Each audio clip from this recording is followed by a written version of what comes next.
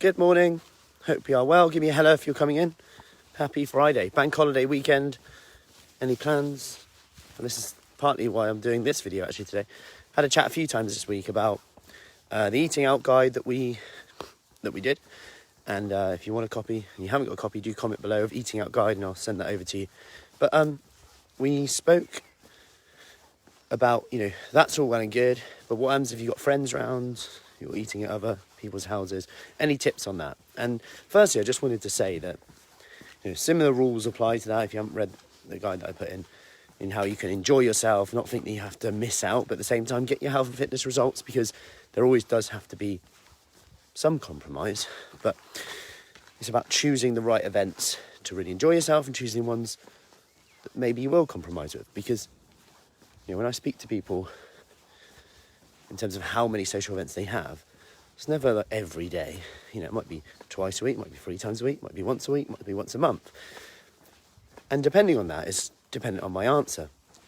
So what I will say though is that first and foremost, if you go into a friend's house for a meal and something that you've just planned and you really want to enjoy it, then just go and enjoy it.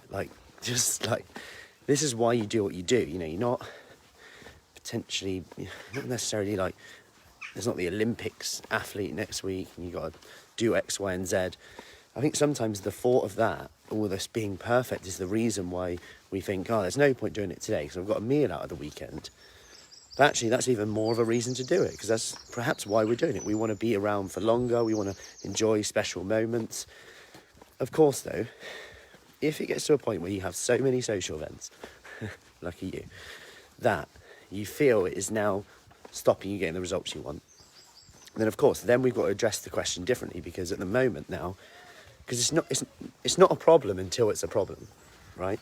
It's not a problem until it's a problem. Like, if you're happy and you're getting some kind of result, or at least you're maintaining, but you're able to really enjoy yourself and go for it at weekends, that's fine. That's absolutely fine.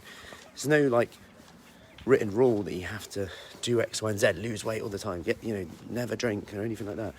So my first piece of advice would be to choose the ones that you're going to really enjoy yourself at, choose the ones that you're not. But obviously, if you are eating out a lot at a friend's house, family member's house, there's a few things you can do to help. So you're obviously in control of some of the meals, right? You're definitely in control of some of the meals, like before you go there, the day before, the day after. And I'm not saying restrict or binge, because again, this comes down to your relationship with food. Like, if you find that you're in this cycle of restrict, binge, your goal might actually be, the day after I eat out, I'm just going to eat normally. Because you eat normally and then you actually don't go with that kind of binge cycle again the next day. Because when we restrict, the problem with that is too much. Is if we over-restrict and try and set our expectations too high, we then go into hunger mode when we're least expecting it. And all of a sudden, we're then overeating again and we're kind of binge eating, we're comfort eating. So we want to make sure we're actually getting that satiety in the next day and the day before. And on that topic, that doesn't mean eating loads of food. That could just be increasing the quality of the nutrition that you eat. So, protein, lots of fibre, vegetables, we know these are going to fill you up more. And as I said the other day, I could eat 1,000 calories of foods from protein, from vegetables, and be really full up. But I could also eat 1,000 calories of foods from junk food and even healthy foods. Like, I could eat 1,000 calories from a bag of nuts. Morning, Jane. A bag of nuts and an avocado. And that could be 1,000 calories, but I'm starving. Yeah, I could eat lots of protein, lots of vegetables. That could be 1,000 calories. I'm not. My point here is, if I aim for more nutritious, nourishing, filling foods around that time, before, the morning, the day after, that's going to put me in a better place to perhaps be in control of 2 things that I am in control of when I'm at someone else's house, which is, or you're eating out at someone's garden, whatever, which is how much of the thing you eat, because sometimes you don't have a choice of what. How much of the thing you eat, right? We're always in control of how much we eat. We can enjoy something. It doesn't mean we have to overeat and feel full up, right? It's really interesting why with food, we do it so often. We eat till we're over full. And me too, I'm from an Italian background and I can put away a fair amount of meals. still get told that I must not like it because I've only eaten 5 plates of pasta as opposed to 6. Anyway, we are in control of how much we eat. 2, we're in control of how quickly we drink. So even if you've got topping up your drink every sip you make, you're still in control of how quick you drink it. But again, I'm not saying do this. This just comes down to what's most important to you right now. If you find you're having lots of social events because everyone's going, we're kind of being able to do stuff again, but your health and fitness goal is more important to you because of X, Y, Z, maybe whether it's going up the hill without being breathless anymore, losing weight to fit back into certain clothes, be healthier, feel fitter, feel more confident, be stronger. If that's more important to you at the time, you've got to go, right, I'm going to put myself first and actually go, I'm going to control this, I'm going to adapt this by having more nourishing, nutritious foods the day before, the day after. But again, I can't stress this enough, it does depend on you and your relationship with food, because I've never seen people come out of that binge, restrict, cycle without kind of just going back to eating normally after a meal out. So like literally going 3 meals, breakfast, lunch, dinner, getting good protein, fibre in each day, rather than go into that cycle where we eat out and then the next day we go, well, I'm going to fast all day, then I'm starving, then it's like, get back on it, the wine, snacks are out, biscuits are out. I know this is a bit of a tangent, but sometimes we've just got to define what we want, or what we would feel happily satisfied with when it comes to like that snacking and that after dinner time.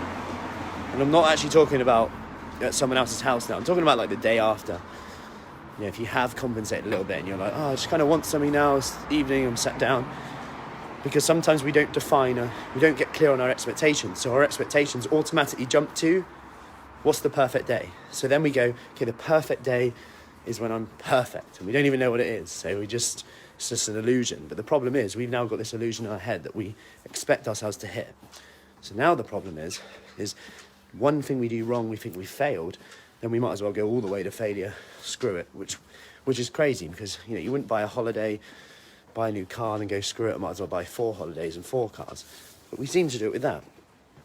So rather than, could you go for the strategy of, okay, I'm craving, I want something after my dinner. Currently, if I eat 1 biscuit, I eat 5. So could you go for how many would you be happily satisfied with? Just ask that question. How many biscuits would you need to be happily satisfied with? Is it 1? Is it 2? Is it 3? Is it 4? Is it 5? If it's 2, why isn't it 3? Why doesn't 3 satisfy you more than 2? Then, if you're happy with that, just say today, after dinner, I'll have whatever. I know this is a specific example. 2 biscuits with my cup of tea today. Now that becomes part of the plan. You've got permission to do it if you want, but you don't have to.